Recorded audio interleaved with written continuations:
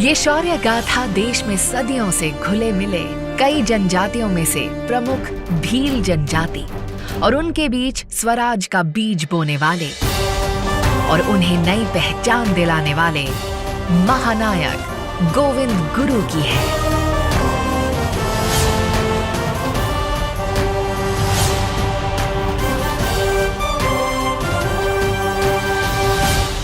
ये कहानी मानगढ़ की पहाड़ी पर हुए उस नरसंहार की है जिसमें हजारों निर्दोष भील आदिवासियों ने भारत माता के लिए अपने प्राण न्योछावर किए थे। गुजरात की सीमा में मानगढ़ पहाड़ी पर स्मृति वन बना है जिसका उद्घाटन तत्कालीन मुख्यमंत्री और वर्तमान प्रधानमंत्री श्री नरेंद्र मोदी जी ने किया था।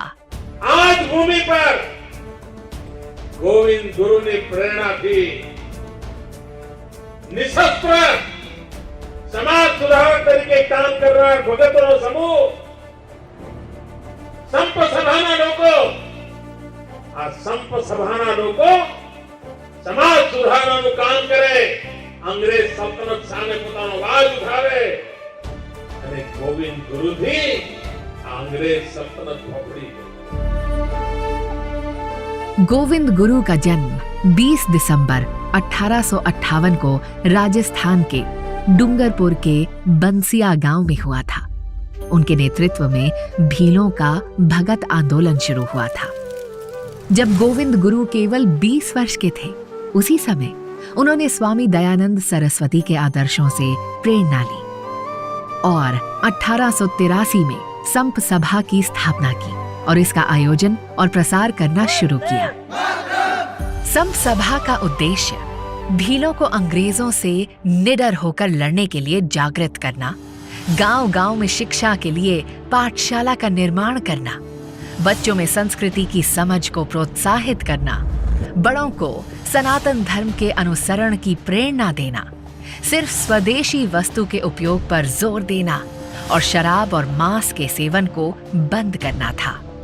महात्मा गांधी द्वारा स्वतंत्रता की लड़ाई में संप सभा के आदर्शों से भी प्रेरणा ली गई। गोविंद गुरु ने भीलों के बीच सामाजिक सुधारों की अलख तो जलाई ही, साथ ही स्वराज के बीज भी उनके अंदर बोए। इस बीच अंग्रेजों को यह खबर लगी कि गोविंद गुरु अपने अनुयायियों के साथ भारी संख्या में एक सभा में एकत्रित होने वाले हैं और इस सभा में भील ब्रिटिश अधिकारियों के खिलाफ आंदोलन भी कर सकते हैं। तारीख 17 नवंबर और साल 1913।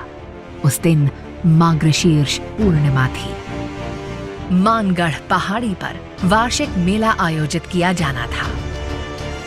भील बड़ी संख्या में मानगढ़ और अन्य जगहों पर इकट्ठा होने लगे थे।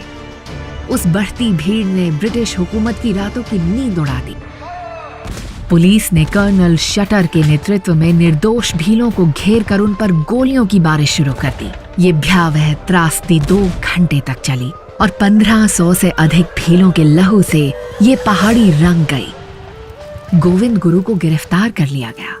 उन्हें फांसी की सजा हुई जिसे बाद में आजीवन कारावास में बदल दिया गया। गोविंद गुरु जी ने जेल से रिहा होने के बाद अपना शेष जीवन भील सेवा सदन के माध्यम से लोगों की सेवा में लगा दिया। उन्होंने भुरेठिया और गीतों के माध्यम से भीलों को जागरूक किया। जब पूरा भारत अंग्रेजों के खिलाफ छिड़ी लड़ाई में अपने अपने तरीके से योगदान दे रहा था, उस समय गोविंद गुरु अज्ञानता और अशिक्षा के जाल में फंसे आदिवासियों को जगा रहे थे और जला रहे थे उनके अंदर देशभक्ति की मशाल। ऐसे वीर को शत शत नमन।